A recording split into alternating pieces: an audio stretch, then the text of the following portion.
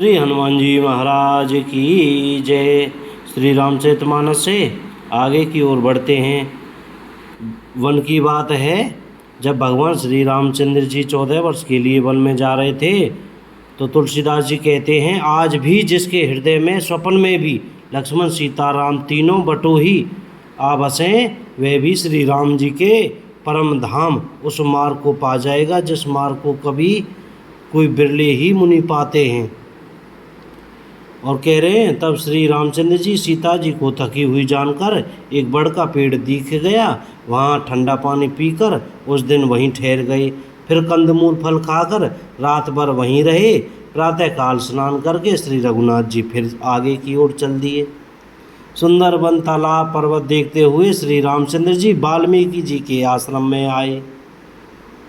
वहाँ सुंदर पर्वत वन और पवित्र जल है और सरोवर में कमल और वनों में वृक्ष फूल रहे हैं। वैर से रहित होकर प्रसन्न मन से विचर रहे हैं पशु पक्षी भी। कोलाहल हो रहा है और पवित्र और सुंदर आश्रम देखकर कमल नयन श्री रामचंद्र जी खुश हो गए। रघुश्रेष्ठ श्री रामचंद्र जी का आगमन सुनकर मुनि वाल्मीकि जी उन्हें लेने के लिए आगे आए। तब श्री रामचंद्र जी ने मुनि को दंडवत प्रणाम किया। विप्रश्रेष्ठ मुनि ने उन्हें आशीर्वाद दिया। श्री रामचंद्र जी की छवि देखकर मुनि के नेत्र शीतल हो गए। बल राम जी आ गए। सम्मान पूर्वक मुनि ने उन्हें आश्रम में ले आए। अंदर श्रेष्ठ मुनि वाल्मीकि जी ने प्राण प्रिय अतिथियों को पाकर उनके लिए मधुर कंद फूल और फल मंगवाए। भाई रोटी तो मंगवा नहीं सकते थे, कंदमूल फली खाकर भाई जीवन बताया। भगवान श्री रामचंद्र जी ने फलों को खाया। तब मुनि ने उनको विश्राम करने के लिए सुंदर स्थान बतला दिए। मुनि श्री राम जी के पास बैठे हैं और उनकी मंगल मूर्ति को नेत्रों से वाल्मीकि जी के मन में बड़ा भारी आनंद हो रहा है। तब श्री रघुनाथ जी कमल सदृश हाथों को जोड़कर कानों को सुख देने वाले मधुर वचन बोलते हैं कि हे मुनिनाथ, आप त्रिकालदर्शी हैं। संपूर्ण विश्व आपके लिए हथेली पर रखे हुए बेर के समान है।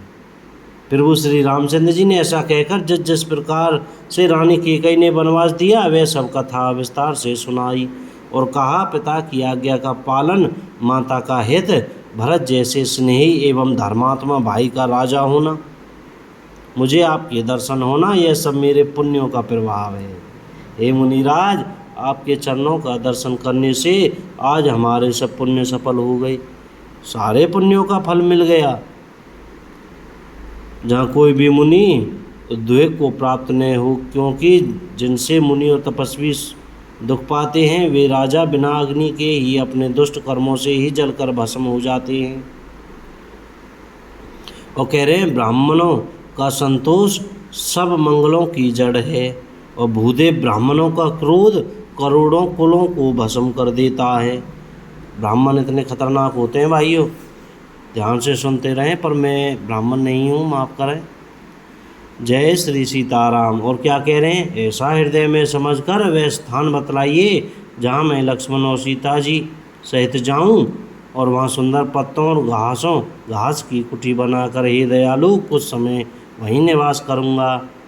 श्री राम जी की सहज ही सरल वाणी सुनकर ज्ञानी मुनि वाल्मीकि जी बोले, धन्य धन्य हे रघुकुल ध्वजा स्वरूप, आप ऐसा क्यों न कहेंगे। आप सदैव वेद की मर्यादा का पालन करते हैं। हे राम, आप वेद की मर्यादा के रक्षक जगदीश्वर हैं। जानकी जी माया हैं जो कृपा के भंडार आपकी रुख पाकर जगत का सृजन पालन और संहार करती है। जो 1000 मस्तक वाले सर्पों के स्वामी, पृथ्वी को अपने सिर पर धारण करने वाले हैं, वही चराचर के स्वामी शेष जी आपके भाई लक्ष्मण जी हैं। देवताओं के कार्य के लिए आप राजा का शरीर धारण करके दुष्ट राक्षसों की सेना का नाश करने के लिए चले हैं। इस बात को मुसलमान जो ये बोलते हैं ना मुसलमान कि भाई ऐसा कुछ भी नहीं है और राम जी तो बस आ गए थे, तो उनको ये वाली वीडियो शेयर करके बताओ कि स्वयं ऋषि बता रहे हैं, ध्यान से सुनते रहें। हे राम, आपका स्वरूप वाणी के अगोचर, बुद्धि से परे, अव्यक्त, अकथनीय और अपार है। वेद निरंतर उसका नीति नीति कहकर वर्णन करते हैं। हे राम, जगत दृश्य है, आप उसके देखने वाले हैं। आप ब्रह्मा विष्णु और शंकर को भी नचाने वाले हैं। जब वे भी आपके मर्म को नहीं जानते, तब और कौन आपको जानने वाला है? वही आपको जानता है, जैसे आप जना देते हैं, जानते ही वह आपका ही स्वरूप बन जाता है। हे भक्तों के हृदय को शीतल करने वाले चंदन, आपकी कृपा से भक्त आपको जान पाते हैं। आपकी देह चिदानंद में है। और क्या कह रहे?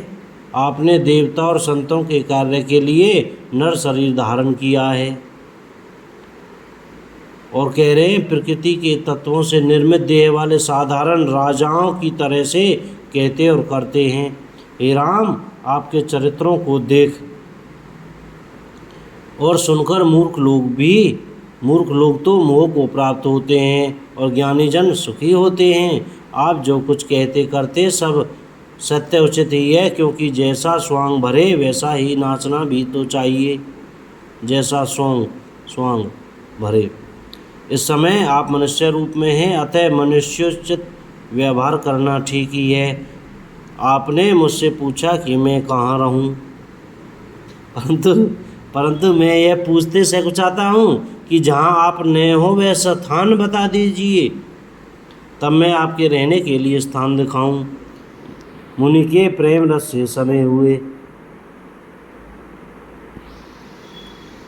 सुनकर श्री रामचंद्र जी रहस्य खुल जाने के डर से सकुचाकर मन में मुस्कुराए। वाल्मीकि जी हंसकर फिर अमृत रस में डुबोई हुई मीठी वाणी बोले, हे राम जी सुनिए, अब मैं वे स्थान बताता हूँ जहाँ आप सीता जी लक्ष्मण जी समेत निवास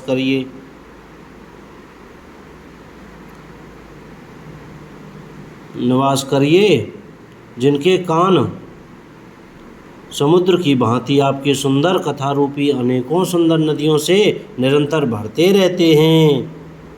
और क्या कह रहे? परंतु कभी पूरे तृप्त नहीं होते। उनके हृदय आपके लिए सुंदर घर हैं, जिन्होंने अपने नेत्रों को चातक बना रखा है, जो आपके दर्शन रूपी मेघ के लिए सदा लालायित रहते हैं। तो बोलो जय श्री राम। आज की कथा यहीं पर विराम होती है और कल आगे की ओर बढ़ेंगे। कोई गलती हो गई हो तो क्षमा करें। जय सिया राम।